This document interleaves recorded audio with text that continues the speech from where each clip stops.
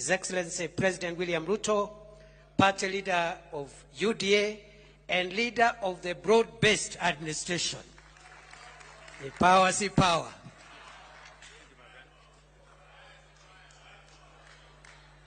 Aya, asanteni sana, tafadhali tuketi. Thank you very much. Mr. Deputy President, our leader, the party leader of ODM, Oburu Oginga, governors present, senators present, members of parliament, both from Kenya and from Yala. I have a written statement, just like Daktari Oburu. Allow me to read half of it, and then I will speak the rest.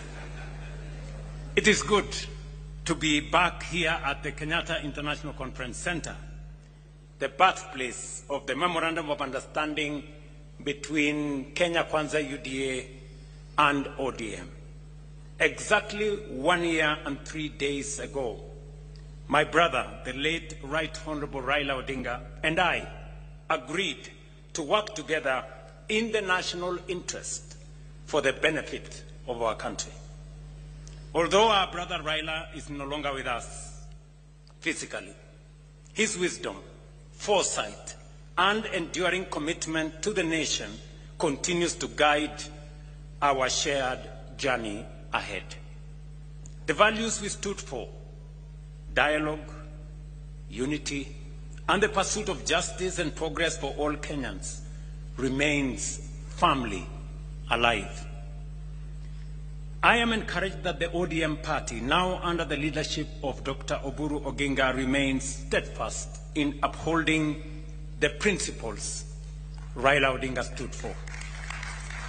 Together, we honor Raila's legacy through our continued commitment to the ideals he championed for the unity and advancement of our country. Our coming together 1 year ago was guided by one overriding objective: to stabilize our country and to address long-standing socio-economic and political challenges. For too long, our politics had been consumed and trapped by division, tribal competition, and regional rivalry instead of focusing on the real issues affecting the lives of all Kenyans equally. Together, we resolved to change that.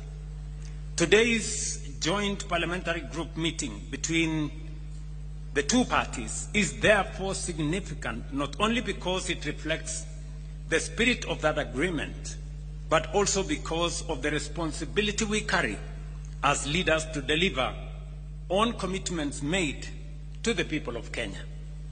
We had planned to mark the first anniversary of the signing of the MOU on the 7th of March by assessing the progress made in implementing the agreed agenda. However, as you all know, in the days leading up to that date, our nation suffered a tragic loss. We lost a distinguished member of parliament, the late Honorable Johanna Ngeno of Emurua Digir, who was a committed member of this parliamentary group and a dedicated servant of the people. Were it not for the fatal helicopter crash, the Honorable Ngeno would have been seated here with us today. May his soul rest in peace. Ladies and gentlemen, the MOU between UDA and ODM was built around a 10-point agenda, drawing largely from the recommendations of the National Dialogue Committee, or commonly known as NATCO. These agenda items address critical national issues, including electoral reforms, the cost of living, governance, and economic stability. Following the signing of the MOU, we immediately began implementing the agreed programs. I am pleased with the report that has been presented here today by the Oversight Committee, highlighting the progress made across the 10 agenda items during the past year. The progress we have made is evident across several areas. Our country today enjoys greater stability, and the partnership has created an environment in which government programs can proceed without unnecessary political disruption. Opportunities for our young people are expanding, with government programs now reaching hundreds of thousands of young people across the nation. Through initiatives in housing, health, agriculture, education, the digital and creative economy, as well as the labor mobility programs, we are deliberately expanding new avenues for employment.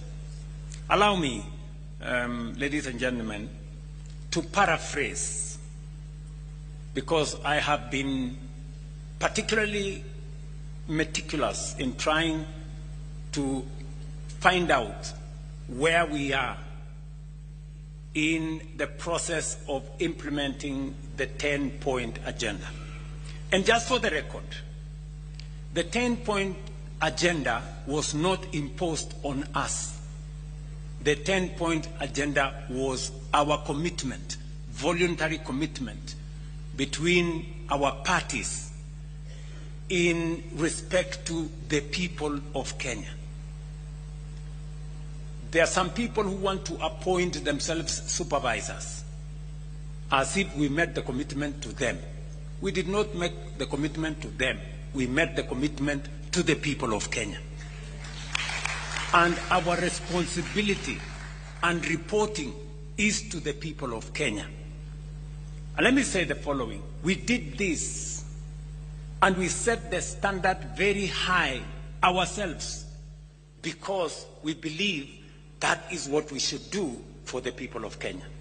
Not because anybody forced us, not because anybody imposed it on us, but it is because it is our commitment that Kenyans deserve a higher standard of leadership and delivery.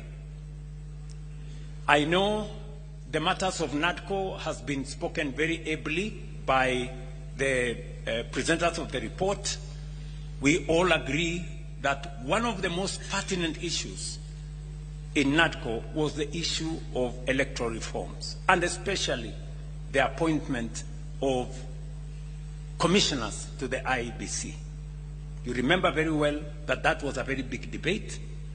Today, we have gone through the process. The court processes have been dispensed with, and today we have a functioning Independent Electoral and Boundaries Commission. It has already conducted several by-elections, and as a show of confidence in this broad-based administration, all the parliamentary elections that have been held have been won by broad-based. I said all of them. Yes. Just for good record, and we are not to say me. That's what it is. Yeah, those are the facts. In fact, the last by-elections that were held, of the 4 seats that were in contest, broad-based won all of them. Again, for good record.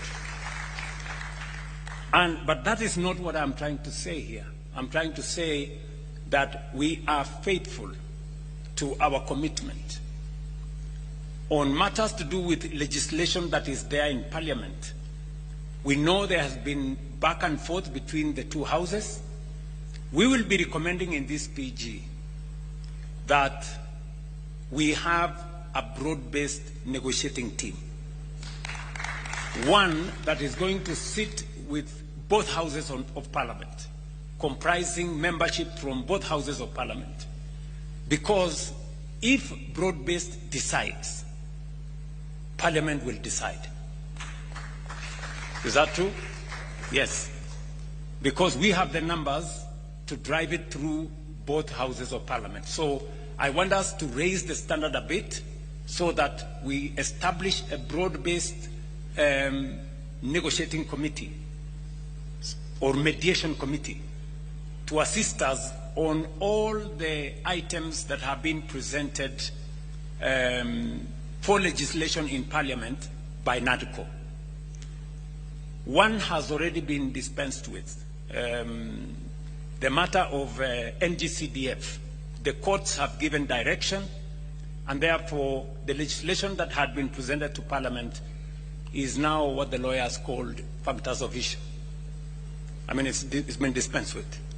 So we now need to pick on what the directions court has given to do the rest of the funds.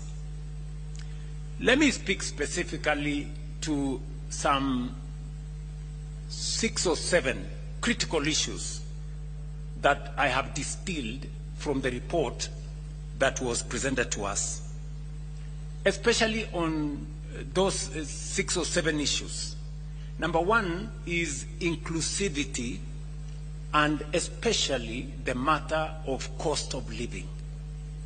The people of Kenya have spoken with clarity on how they want our country to be much more inclusive, and for us to be able to have a society that leaves nobody behind. We have done